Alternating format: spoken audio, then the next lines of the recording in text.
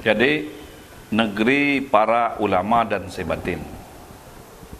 Jadi kalau negeri para ulama, memang sejarahnya ya, Krui ini tidak ada yang tidak agama Islam zaman dulunya. Tapi berkembangnya waktu, tentunya kita juga, karena kita negara NKRI, menerima semua agama masuk ke pesisir barat.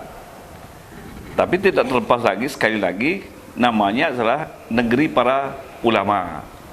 Kemudian para sebatin. Para sebatin ini identik dengan adat istiadat.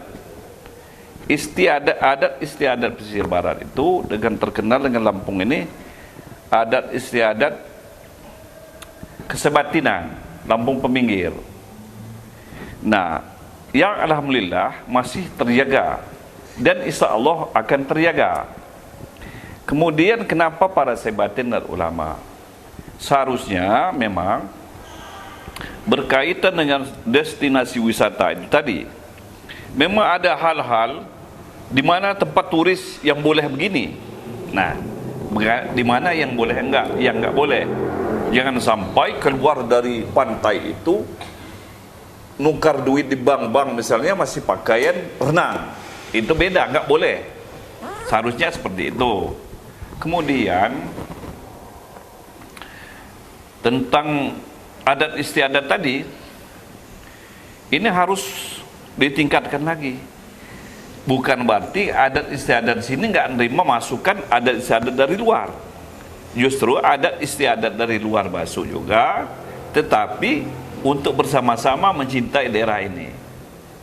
Kemudian tentang pondok pesantren, memang berapa pondok pesantren sudah ada, tetapi seharusnya baiknya ya campur tangan pemerintah untuk memajukan pondok-pondok yang sudah ada dan berdirinya pondok-pondok di daerah-daerah pedalaman harus segera diciptakan.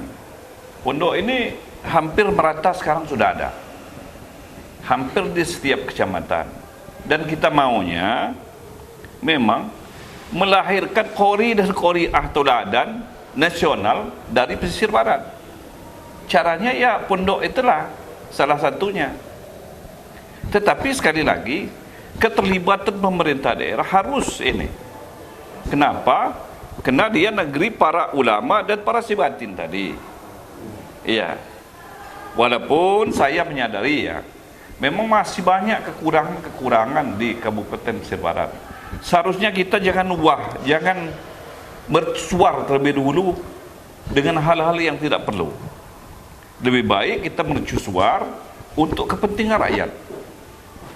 Kepentingan rakyat itu ya dimulai dari pendidikannya, pariwisatanya yang sudah kita semikian majunya seharusnya.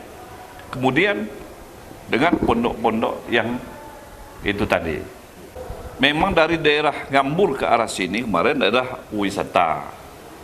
Daerah Krui sini, tambahkan Pak Ali kalau saya salah, daerah perdagangan dan segala bagainya. Kemudian daerah industri, daerah Ngaras sampai ke ujung Belimbing. Panjang pantai pesisir barat ini 210 kilo. Ini ada sesuatu yang kaya raya. Saya rasa terpanjang di Lampung ya, pantai pesisir barat. Kemudian jangan lupa juga banyak tokoh yang keluar dari pesisir barat ini, yang muncul dari pesisir barat.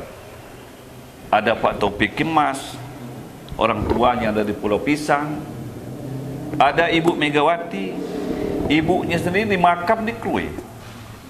Ini sesuatu yang luar biasa. Tokoh-tokoh nasional yang keluar dari sini. Ada Ibu Nelly, ada Malik. Ada Pak Adam Malik, artinya pernah jadi wakil presiden.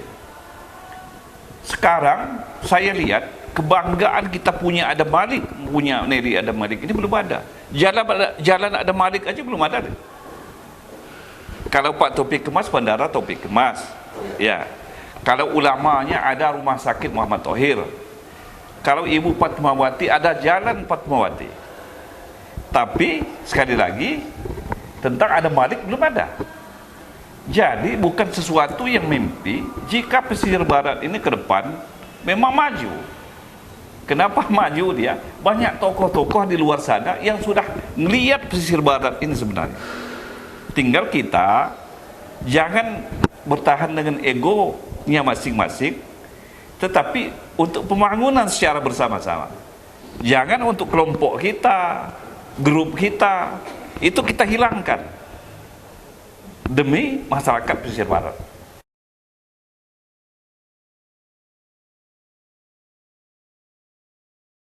Ya, untuk perkantoran dan segala bagainya tetap menurut Undang-Undang 12 tentang pemekaran kabupaten adalah di Kecamatan Pesisir Tengah. Makanya di sini ada kantor bupati, walaupun belum selesai tapi masih dikerjakan. Ini kantor DPR. Kemudian ke depan ada Polres, nggak lama lagi mungkin ada di Kecamatan Krui Selatan. Dan pendanaannya untuk menyiapkan lahannya sudah kita siapkan. Kalau pembangunan kan memang dari Mabes Polri. Kemudian tentang Dandim, karena kita masih terkendala aturan. Karena setiap ada Dandim itu paling tidak minimal dia mempunyai 4 koramil. Kita baru 3 koramil. Kita masih terkendala di situ. Tetapi pada prinsipnya kita selalu mendorong biar ini siap, walaupun koramil dan di apa namanya persiapan atau apa, biar rentang kendali dan keamanan bisa terjaga. Gimana pun juga kita ini kan perbatasan dengan Laut Cina Selatan, yang keamanannya pasti harus kita jaga. Saya rasa Pak Ali, silakan. Baik, saya tambahkan ya. Jadi pesisir barat ini dijuluki dengan negeri ulama dan sebatin. Ini sebenarnya menarik, ya. Menariknya mungkin orang luar ketika mendengar negeri ulama dan sebatin, mereka akan tertarik yang pertama negeri ulama. Ya. Ketika kita bicara sebatin, orang luar akan bertanya juga, ya, apa sih sebatin? Tadi sudah dijelaskan oleh Pak Wakil Ketua, Pak Fidi Nuri. Nah, tetapi hari ini kita menyandang nama ini, tugas kita berat selaku pemerintah Kabupaten Pesisir Barat. Teman-teman legislatif ini, ya, menyandang nama negeri ulama. Pertama negeri ulama dulu. Benar apa yang disampaikan Pak Wakil tadi, bahwa keterlibatan kita pemerintah hari ini untuk kalangan ulama dan pondok pesantren ini yang masih kurang. Ya, artinya ke depan kita pemerintah pesisir barat ini harus mendongkrak bagaimana supaya pondok-pondok yang ada di pesisir barat ini, ulama-ulama yang ada di pesisir barat ini mendapatkan perhatian dari kita pemerintah. Itu yang pertama. Yang kedua, Saibatin. Tentu Saibatin ini adalah suatu kebanggaan masyarakat pesisir barat. Karena tidak semua kabupaten itu, apalagi di daerah Indonesia ini, yang mempunyai ciri khas. Nah, akan tetapi hari ini juga kita pemerintah ini, ya, mendorong supaya teman-teman kita di eksekutif itu memberikan perhatian yang lebih kepada Saibatin ini. Karena tidak semua orang ini bisa disebut Saibatin di pesisir barat ini. Memang ada 16 kelompok Saibatin. Nah, apa harapan kita? Seperti pertama mungkin dari fasilitas mereka.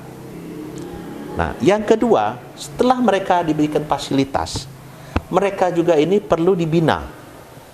Setelah mereka dibina, kita berharap inilah anak-anak muda keturunan Saibatin ini bisa tampil di tempat-tempat wisata kita.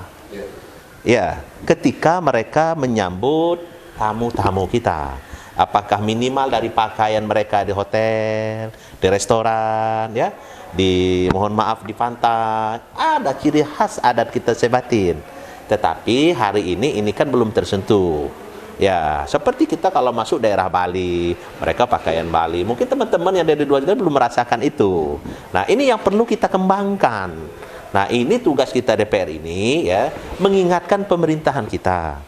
bahwa menyandang negeri ulama dan Syekh Batin ini begitu berat. Nah, terkait dengan ulama, kita sampaikan tadi, memang ini jadi pembicaraan teman-teman DPR, bahwa kalau bisa ya, kita berharap ketika kita ada ini musabakoh tilawatil Quran, apakah itu tingkat kabupaten, kecamatan, kabupaten, provinsi, kita berharap apapun bentuknya, apapun nilainya, apapun prestasinya, kalau bisa selalu kita ingatkan anak-anak dari pesisir barat. Iya, karena kita bangga. Kita bangga ketika hasilnya walaupun seperti apa, tapi itulah kebanggaan kita. Saya tidak pernah bangga kalau nanti yang sudah-sudah ini menjadi juara, tapi mohon maafnya orang dari Banten. Hanya kebanggaan menyebut dia juara saja pada malam hari itu. Besok tidak ada lagi. Jadi perlu kita sampaikan bahwa konsep pemerintah kita dalam rangka meletakkan nama Negeri Ulama dan Syekh Batin, ya, kita berharap nanti ini kantor DPR yang hari ini kita ada di ruang ini, kantor DPR kita. Di seberang sana itu Bapak-bapak bisa lihat di sebelah sana itu kantor pemerintah daerah kita, kantor bupati kita. Nah, konsep kita nanti halaman depan ini mau kita buat, kita bangun ya Islamic Center kita, Masjid Agung kita. Nah, nanti perencanaan kita antara yang sebelah ini dengan bangunan yang sebelah sana, di tengah-tengah ini nanti ada Masjid Agung kita. Nah, yang dilengkapi semua fasilitas yang ada. Nah, bisa nanti Bapak bisa keluar, ya bisa lihat ini halaman depan ini konsep Masjid Agung kita, Pak. Ya, di jarak ini. Ya. Nah, tetapi ya itu tadi, bagaimana kita supaya, karena konsep ini sudah ada 5 tahun yang lalu, ya, bagaimana supaya dalam waktu dekat ini kita wujudkan minimal ada satu tanda pembangunan itu dimulai. Ya. Nah, benar Bapak, mungkin dari luar mempertanyakan seperti itu, banyak pertanyaan, apa sih sebagai ciri khasnya negeri ulama?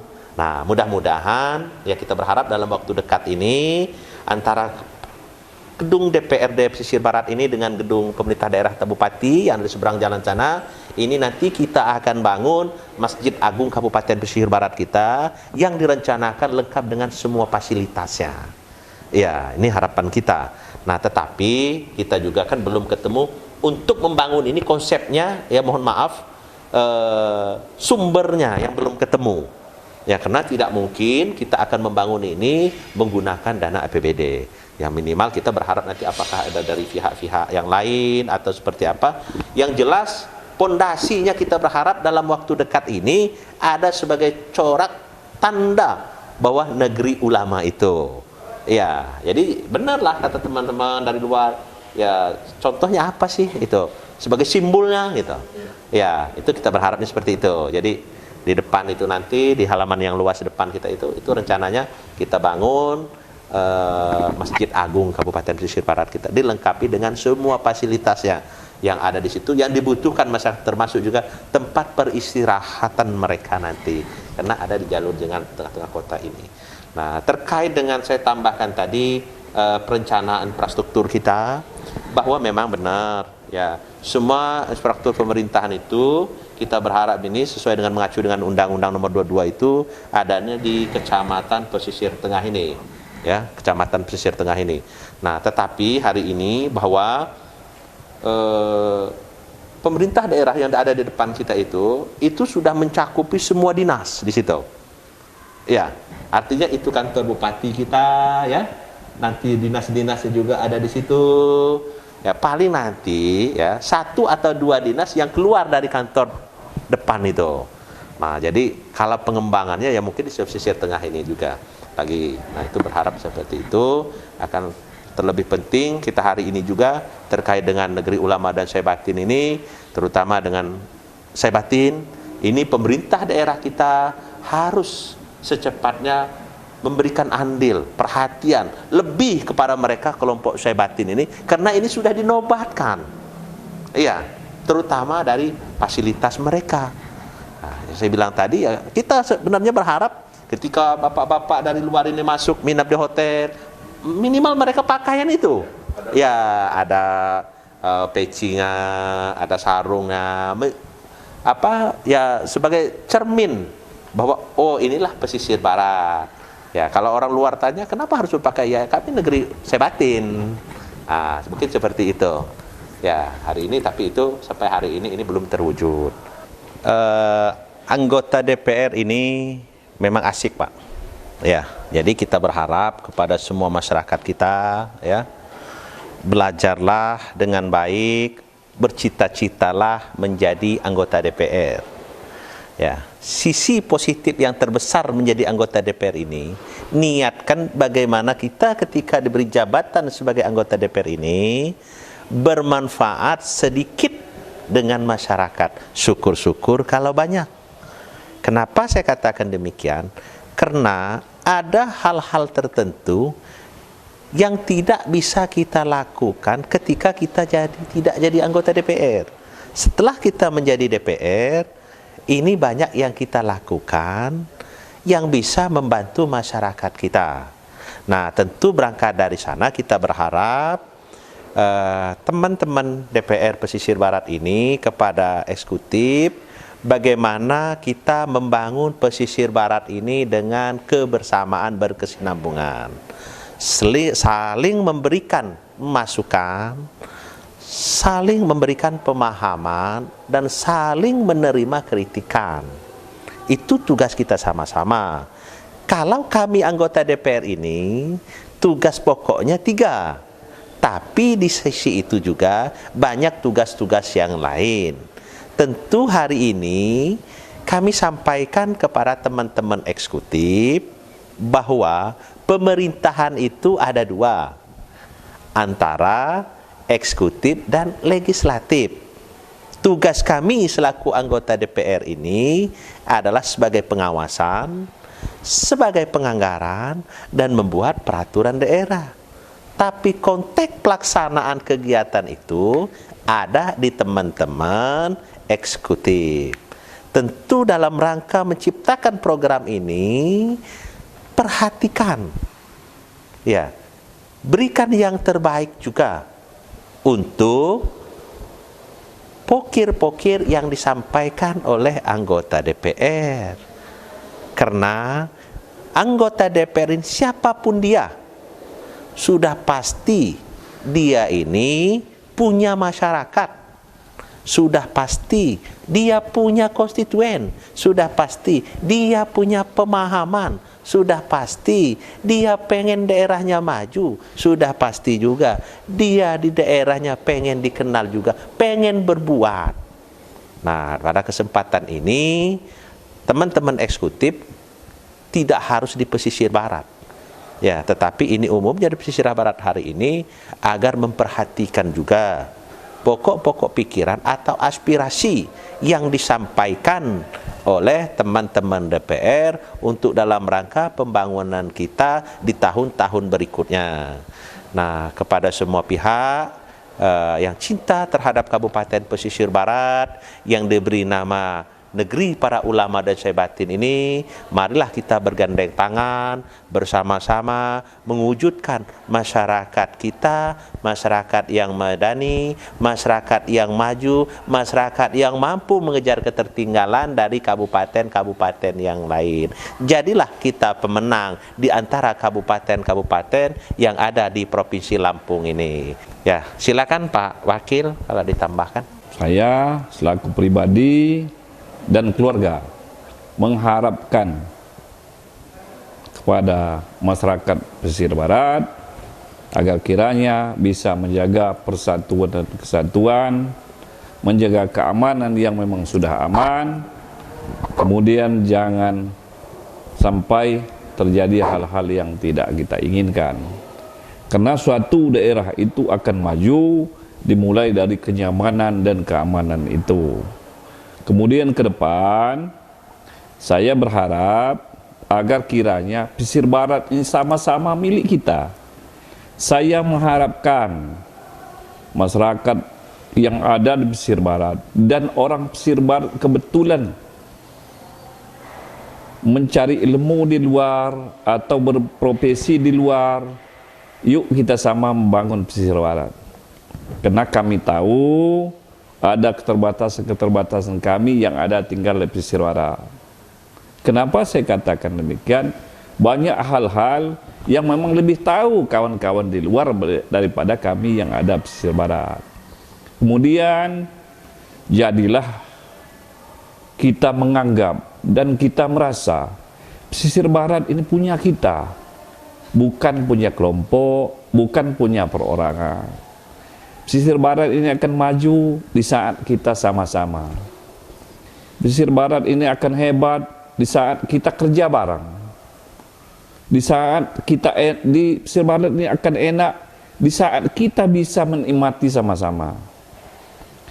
Pesisir barat butuh bantuan teman-teman warga pesisir barat yang ada di rantauan untuk sama-sama membangun Kabupaten Pesisir Barat. Kemudian banyak hal-hal yang bisa kita laksanakan dan syuknya yang harus kita laksanakan. Kemudian kepada pihak eksekutif dan legislatif, kami berharap agar kita membangun pesisir barat ini secara sama-sama. Karena undang-undang mengatakan eksekutif dan legislatif itu adalah bagian pemerintahan daerah. Itu undang-undang mengatakan. Jadi tidak ada ceritanya DPR yang nggak ada urusan atau sebelah tidak ada urusan. Kita sama-sama ada urusan dengan pesisir barat ini. Karena pesisir barat punya kita semua. Hanya itu yang perlu saya sampaikan. Lebih kurang saya mohon maaf. Wassalamualaikum warahmatullahi wabarakatuh. Merdeka! Baik, terima kasih. Kalau saya sih berharap cuman tidak terlalu banyak, Pak. Tetap pada intinya infrastruktur. Infrastruktur yang tepat guna. Artinya dari awal perencanaan sampai terakhir eksekusi sampai pemeliharaan tepat guna. Jadi jangan sampai terkadang infrastruktur pesisir barat ini kenapa cepat rusak dan bobrok karena tidak sesuai dengan fungsinya. Satu misal, kalau dia bekerja di pihak ketiganya, kenapa tidak orang pesisir barat yang harus kita pekerjakan, bukan orang luar? Satu misal, kalau orang pesisir barat, dia tahu malu, Pak, kalau baru 1 bulan rusak. Tetapi kalau orang luar, begitu selesai, ya selesai. Pulanglah mereka. Nggak tahu rusak apa. Artinya mereka hanya bentuk merusak. Sementara itu dulu, terima kasih. Assalamualaikum warahmatullahi wabarakatuh.